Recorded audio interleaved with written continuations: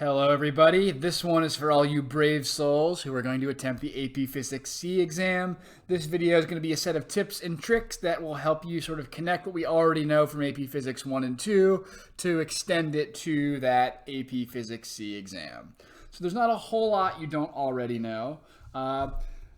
It's really just sort of noting, and most of you already have, that most of the things we've done, there's underlying derivatives and integrals. So for example, in kinematics, we know that A is related to V by being the rate of change in time. And we know that X is related to V by being the rate of change with respect to X. So all those deltas now become D's, and we can find the instantaneous change. So for example, our kinematic equations are all based on the fact that A is a function of time is constant.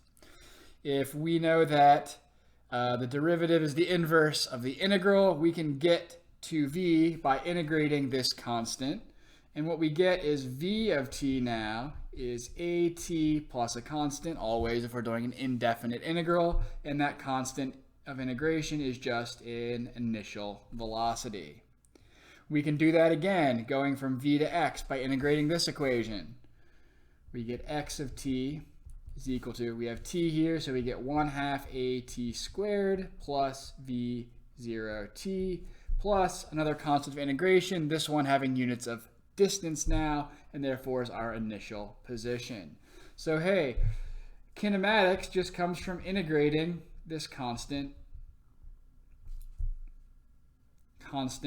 A term. Now what they can do is they can give you decidedly not kinematic versions of our position function. So they could give you position functions that are all kinds of wacky. Maybe it looks like x0t times e to the minus t or something like that. And they would ask you, hey, what's the acceleration of this object? So you'd have to go and you'd have to derive this equation twice. So I could do v is dx dt.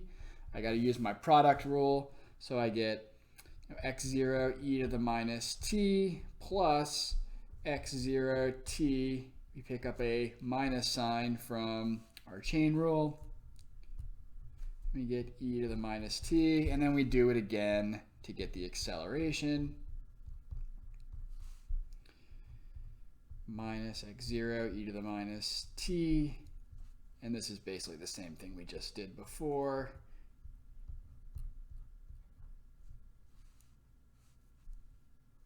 Plus now, because we're going to pick up another minus sign, e to the minus t. So hey, does that cancel out? Not, it actually adds.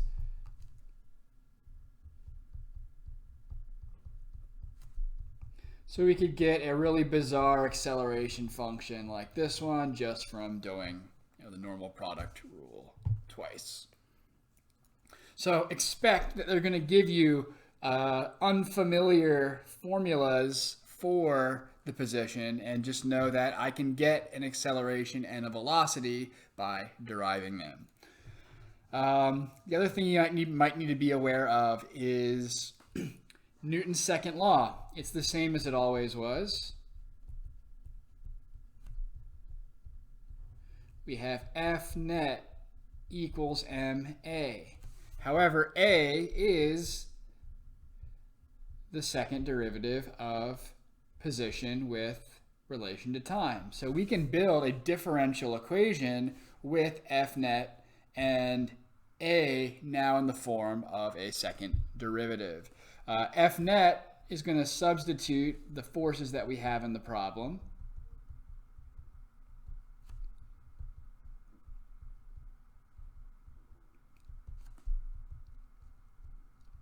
So for example, if you had a spring force, F net would be kx, minus kx really, equals m d2x dt2.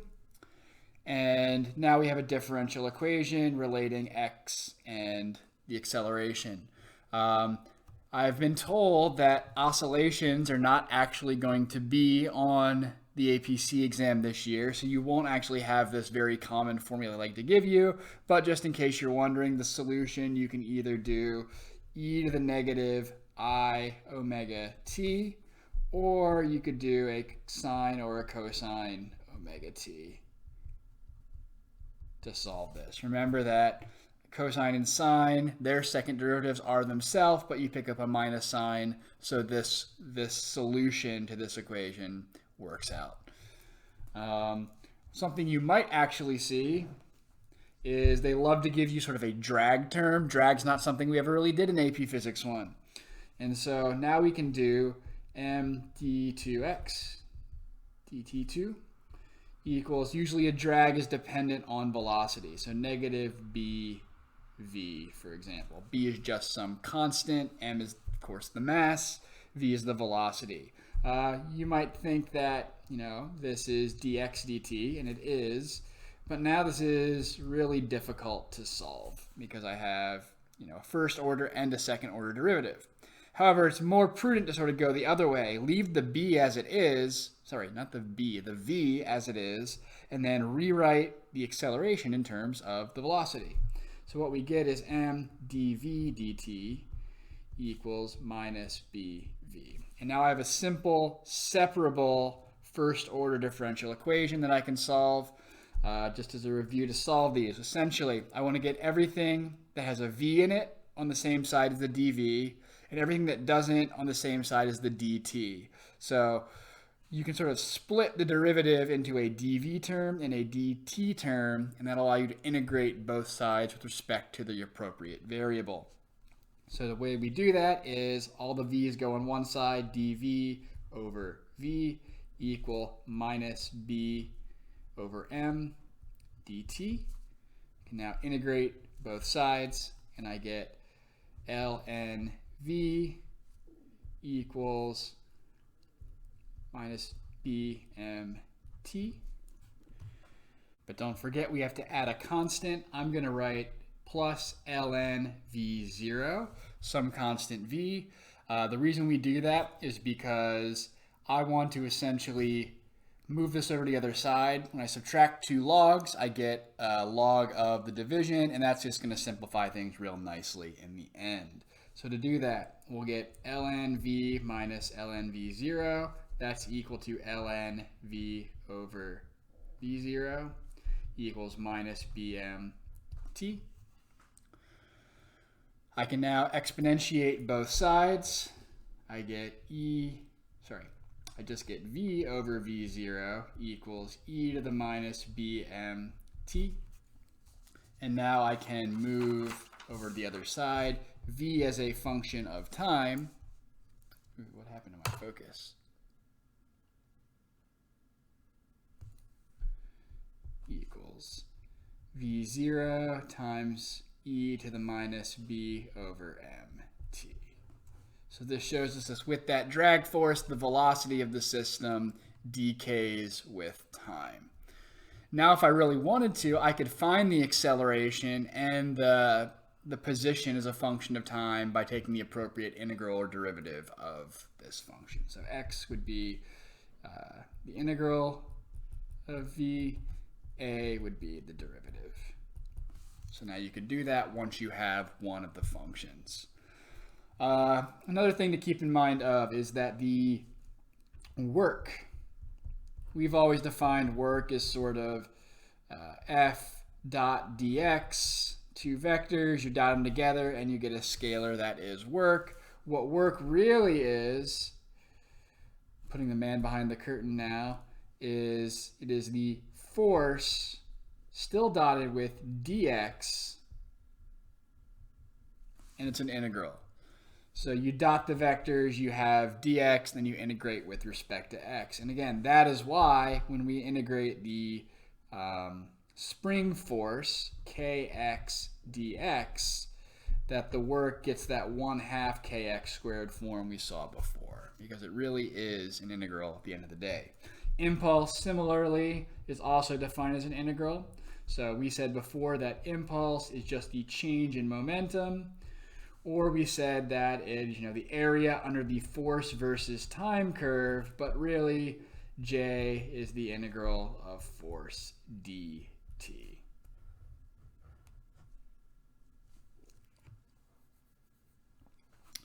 So this sort of explains why we were able to find these values as the area under those curves, and it allows us to look at more complicated forces than just a constant force. We can actually have it depend on time or on position now, and we can calculate the work associated with those quantities. That's really kind of it for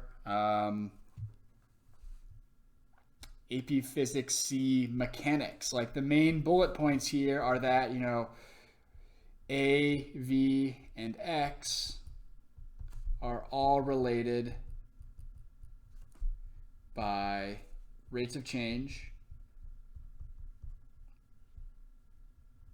So we get that V is the derivative of X and A is the derivative of V. Now we can solve a lot more complicated kinds of motions. We have that you might need to be able to solve a simple separable differential equation.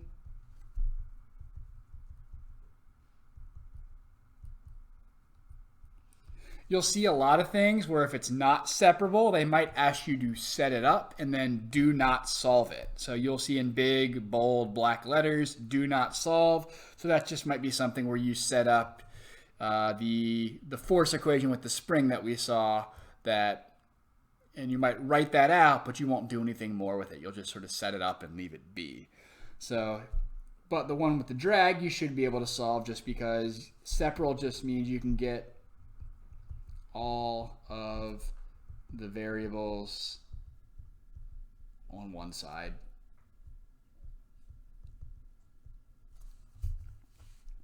And then lastly, we need to know that our work and our impulse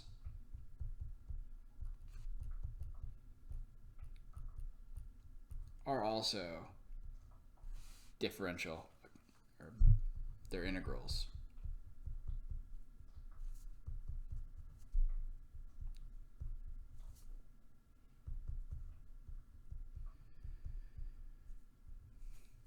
So these are sort of the big changes that we can expect from what we saw before and what we should think about now. In the E&M exam, there's a couple of things. Most of the electricity and circuit stuff is going to be the exact same. They're not doing inductor circuits this year, and so you won't have to worry about the differential equations that can arise from doing an LR or an LRC circuit. So I'm not going to even bother with that, but that's something that you might have seen before. Really, what we're going to look at now is just sort of work again is an integral. And here you're mostly actually going to do definite integrals. Work is going to be the negative integral from looking at the electric force over some distance x. Usually we're going to be looking at the work it takes to move a point charge from point A to point B, and we want to look at the electric force due to the electric field. So for example, here is our electric force, K Q1 Q2 over R squared, and we're usually going to integrate with some radial direction going from one position to another, away from another charge. So you might say, what is the work to move a charge from 30 centimeters, point A, out to infinity?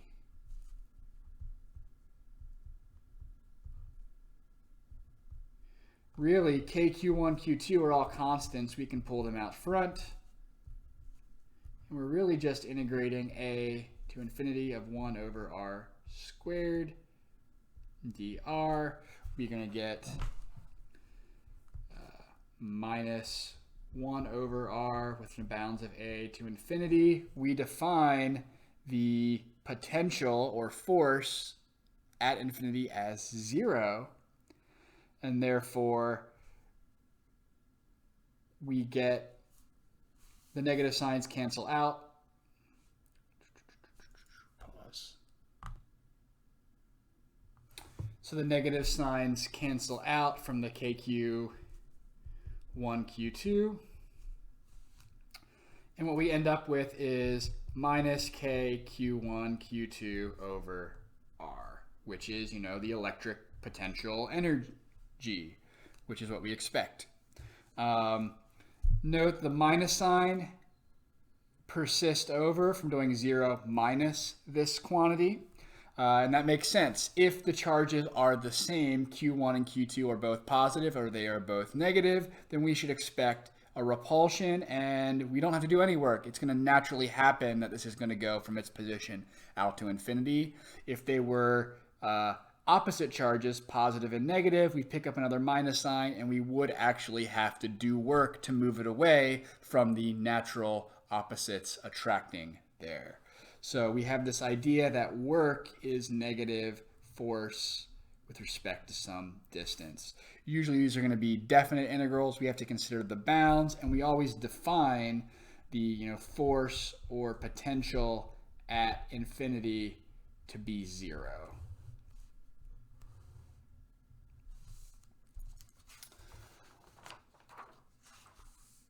The last thing, and probably the most AP Physics C unique, is this idea of Gauss's law.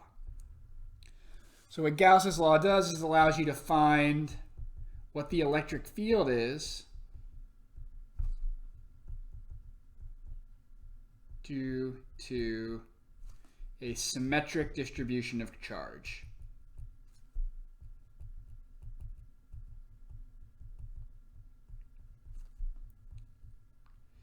Typically, this is going to be like a sphere or a cylinder or something similar to that. What Gauss's law says is that the electric field times the area, you can sort of combine this together to become electric flux.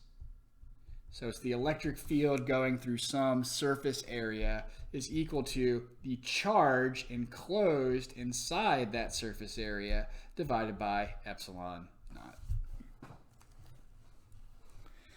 So for example, a really simple idea to illustrate how this works is, let's say we have a point charge with charge Q.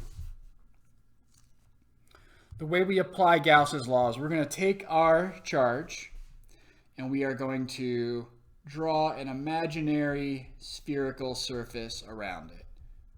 So this charge is emanating equally everywhere in 3 dimensions, and therefore we need a surface that will encapsulate all those 3 dimensions. So this is a spherical shell. And we've drawn it with some arbitrary radius, r. Inside of this shell, we have a charge Q. So my Q enclosed is Q over epsilon naught. A is the surface area of this spherical shell, which is 4 pi r squared. Q E. And if I divide both sides by the area, I get Q over 4 pi epsilon naught r squared. If you remember, 1 over 4 pi epsilon is just k, so this is kq over r squared, which is exactly what we expect from a point charge. So anytime we do Gauss's law, we are going to draw an imaginary shell around our system, and we're going to define essentially the surface area at that the edge of that shell and look at the charge enclosed. Now this is a really simple example. We can make it more complicated. Instead of a simple charge, a point charge, let's say now we have a spherical shell, or sorry, just a sphere. It's uniform and it's insulating. So this is a uniform insulating sphere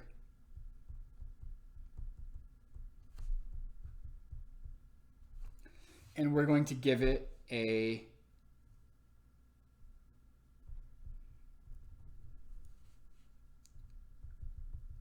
with charge density rho naught. So the charge density means that there is, there's charge on the sphere. There's a total amount, total charge Q. But that total charge is distributed uniformly all throughout this sphere. So you might be asked to find the electric field as a function of r. So the radius starting at the center, I want to know what the electric field is doing as I get further and further away from the center. So inside the sphere is fundamentally a different beast than outside the sphere. So we're actually going to apply Gauss's law twice. We're going to apply it once for the inside and once for the outside. So to do that on the inside, I'm going to pick a spherical shell somewhere inside. These dotted lines here are representing where that spherical shell is. And again, it has an arbitrary radius of little r. We're going to apply EA. The surface area is again 4 pi little r squared. And the charge enclosed is now just the charge inside this shell. So we're going to do a little bit of work to figure out what that is. The total charge inside, so just like mass density is a mass divided by a volume, a charge density is a charge divided by a volume.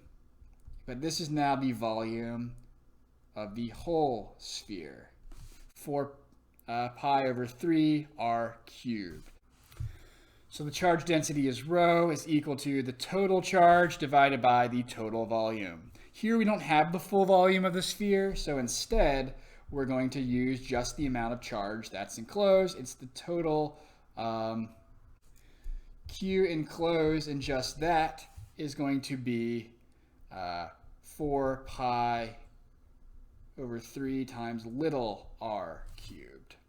So we can write Q enclosed as 4 pi over 3 r cubed times this constant rho value. So let's plug that in. I get 4 pi 3 r cubed rho divided by 4 pi r squared is equal to E. So the 4 pi's cancel out. We get rho 1 factor of r. Our 2 cancel here and 2 cancel there, so we're left with a linear function with 3 on the bottom. So we have the charge density times r over 3. Note that this is linear.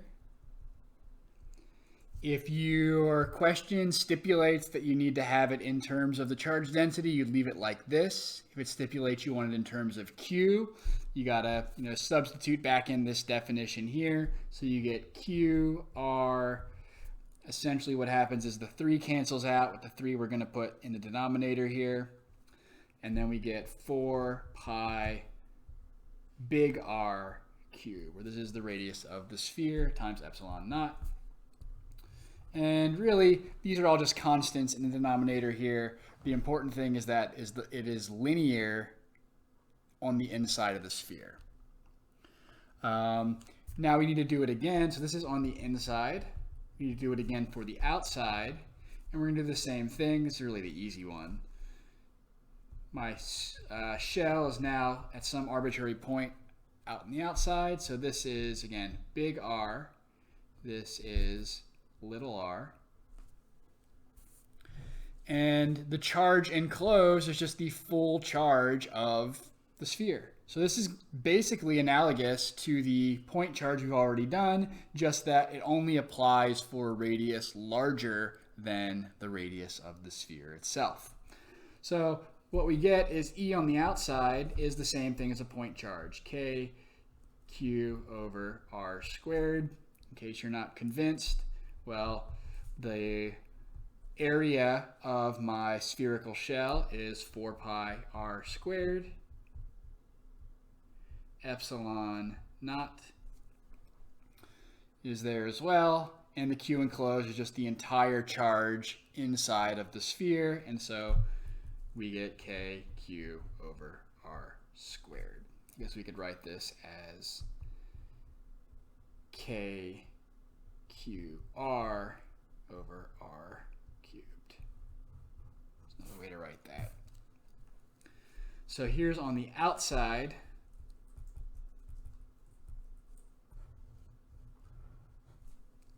And note, it's important to make sure this has to be true for any distribution of charge. It has to be continuous. So at the radius of the sphere, big R, if I plug in big R here, I get KQ over big R squared. If I plug in big R here, I get KQ equals big R squared. So that shows that this is indeed continuous. The field as a function of radius, here's the radius of the sphere, it increases linearly until we get to the outside and then decays as a inverse square function after that. So this is what you expect from a uniform charged sphere. If I had a conducting charged sphere, you got to remember that the electric field inside of a conductor is 0, and so it's similar. You get 0, and then it jumps up to the inverse squared from there on out. So now you should be able to use this tool of like an imaginary surface as the area of that, and then you're going to, evaluate how much charge is actually enclosed in that area using some notion of density. If you do this for a cylinder, it's much the same, except your surface area is going to be different. Rather than having a surface area of 4 pi R squared, the surface area is going to be 2 pi R L. So again, this is just, you've rolled a rectangle into a tube. It has a circumference of 2 pi R, and it has a length along the long axis of the cylinder L. Typically, you're going to be assuming a very long wire. And so usually you'll get the electric field per unit length, and this length is going to cancel out. So just be aware that, because you have a very long wire, you'll usually do electric field per unit length, and that'll cancel out this sort of random length of the cylinder that appears in your equation. This is your new area. Everything is going to essentially be much the same. You'll find a surface on the interior, and you'll find a surface on the exterior, and you'll connect the dots at the radius of the cylinder. All right, that about covers all the really APC specific topics. Everything else should be ideas that we are familiar with. They're lab questions, for example, might as well be an AP Physics 1 lab design question, so you should be very well prepared for that. If you have any questions, please send me an email, and I hope this was helpful for you.